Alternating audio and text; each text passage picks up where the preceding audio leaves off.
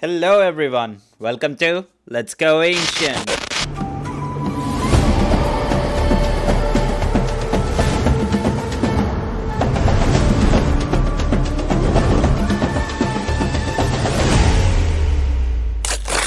Apologies guys, apologies for the delayed upload of the new video. I know it took a little longer than usual, but for this topic, I honestly didn't want to rush anything because Angkor Wat is one of those stories where if you only look at the temple from outside, you will just say, wow, that's beautiful. But once you go deeper, you realize that it's just not a temple.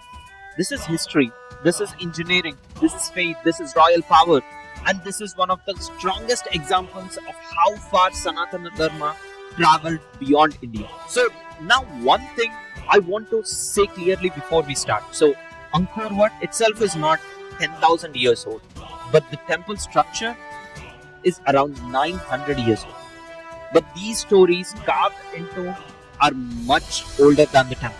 Like when you see Vishnu, when you see Mount Meru, when you see the cosmic ocean, when you see devas, asuras, apsaras, when you see stories connected to Ramayana and Mahabharata, you're not just looking at the decoration, you're looking at the ancient ideas that existed long before these stones were carved. And that is what made the research so interesting for me, because this temple is in Cambodia, but its soul carries deeper connection to Sanatana Dharma. A king did not just build a monument here.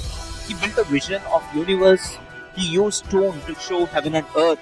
He used water to show cosmic ocean. He used towers to show Mount Meru. And he used stories to connect kingdom with divine order. That is why Angkor Wat feels different. It is not only big, it is meaningful. Every wall has a purpose. Every carving has a message. Every pathway feels like it is taking you from human world towards something higher.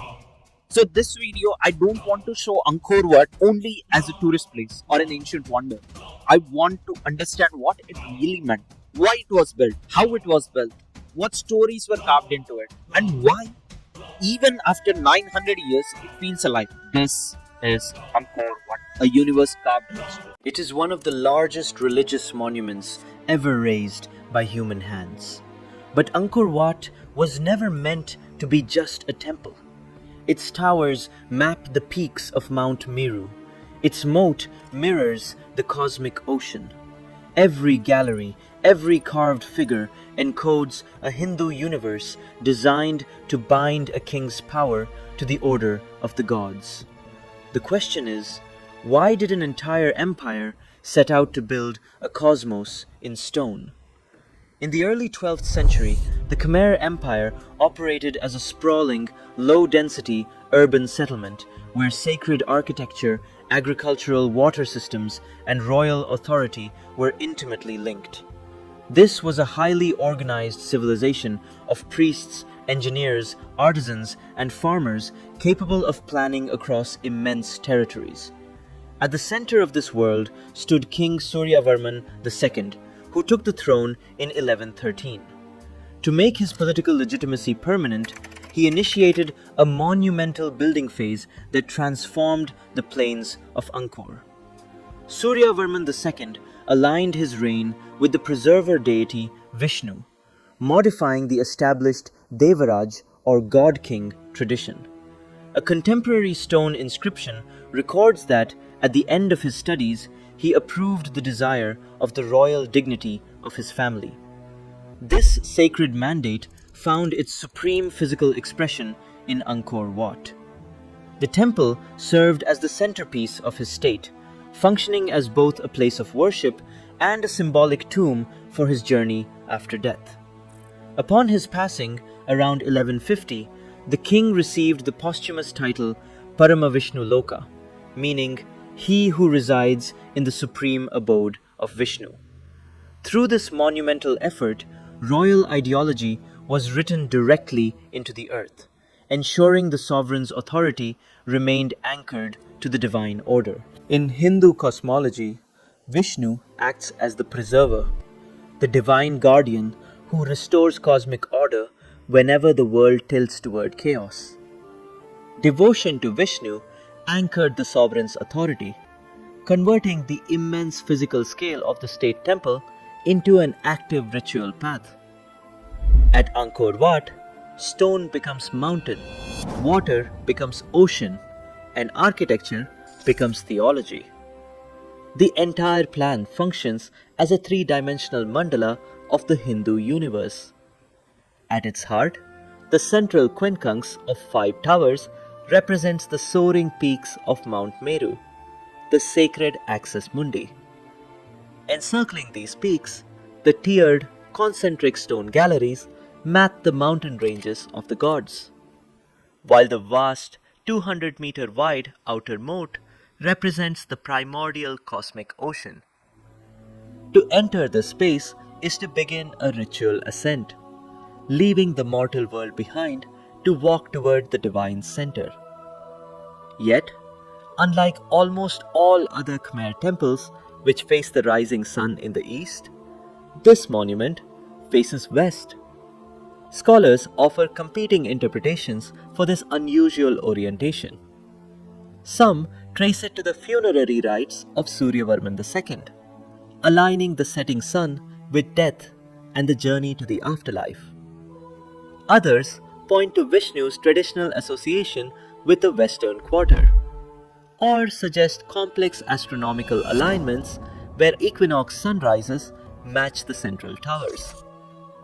This enduring mystery remains central to the temple's power, keeping the exact relationship between the king's mortality and the eternal cosmos open to interpretation. To ground this celestial vision in the swampy plains of Angkor, Khmer builders first laid massive foundations of porous laterite.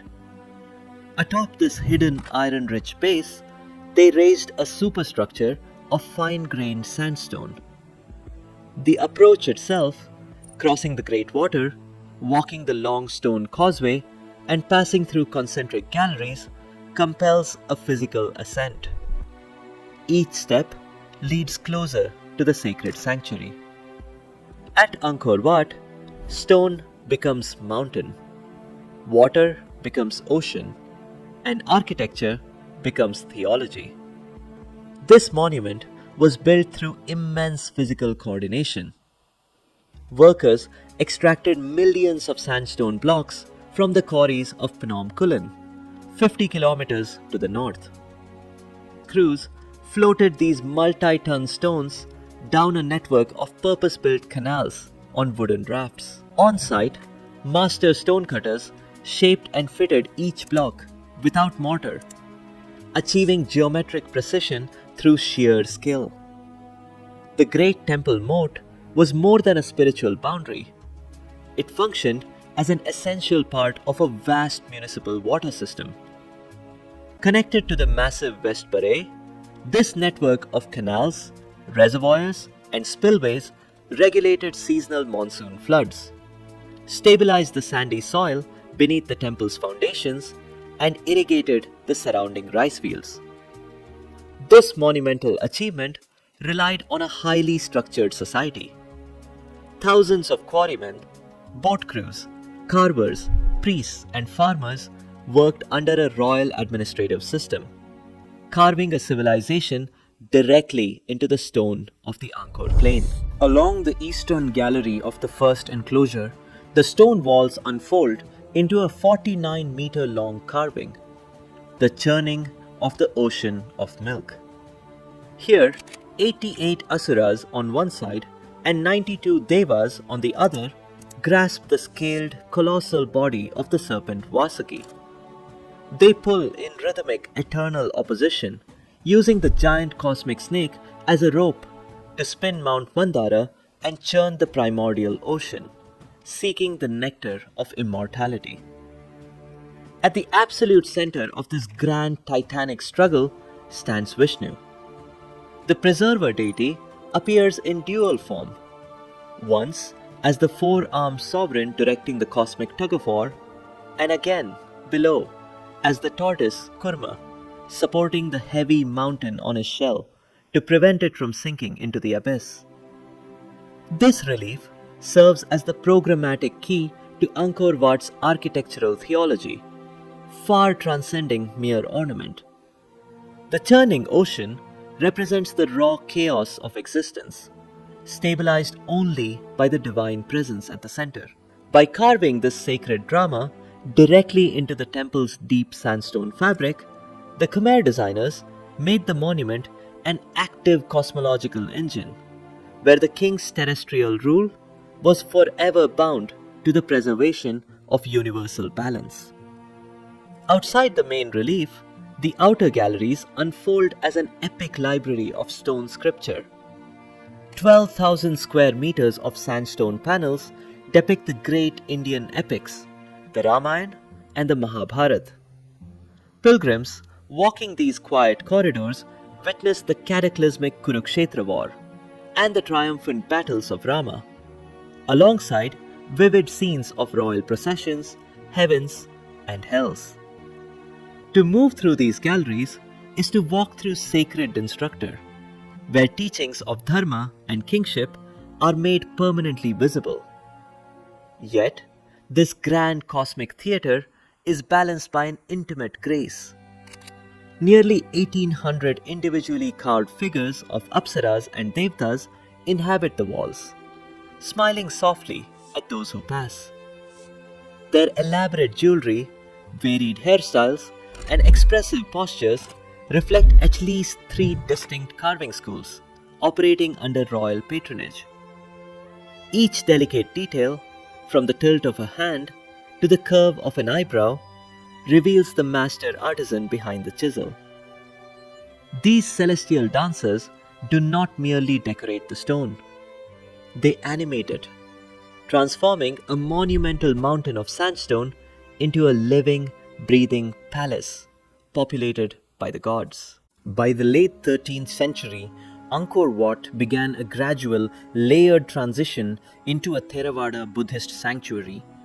Rather than a violent erasure, this evolution created a sacred palimpsest where Buddhist icons coexisted with existing Vaishnavite reliefs, preserving the temple's enduring sanctity. When political fragmentation, changing trade routes, and severe monsoon droughts destabilized the empire's grand water networks in the 15th century, the urban core faded. Yet, the temple was never abandoned to the jungle. Local communities maintained continuous worship, contrasting sharply with the 19th century Western myth of a forgotten, lost city. Today, international scholars and Cambodian guardians face the delicate task of protecting this living monument from environmental decay and rising global visitation. This preservation is not about possessing a relic, but practicing ethical stewardship over an active sanctuary. At Angkor Wat, stone becomes a mountain, and that mountain becomes the cosmos, an eternal reminder that the world we build is a reflection of the universe we inhabit, a monumental universe in stone built between earth and heaven. At Angkor Wat, stone becomes mountain, water becomes ocean, and architecture becomes theology. Built between earth and heaven, this universe in stone remains a living portal to the cosmos. As empires fade, its quiet divinity endures. So after learning about Angkor Wat, one thing is clear to me. This temple is not silent. The stones are still speaking, the carvings are still hiding stories, and every tower feels like it was built a point beyond this world. Maybe Angkor Wat was not only made to impress people, maybe it was made to make humans feel small in front of the universe. A king is gone, an empire faded, but the mystery is still standing. I don't know, but what was Angkor Wat really meant to be? A temple, a tomb, a map of cosmos, or something even deeper? Because maybe Angkor Wat still has secrets it has not revealed yet. What did you feel when you learned about Angkor Wat? Share your thoughts in the comments below, and please like, share, support by subscribing. Until then, adios amigos.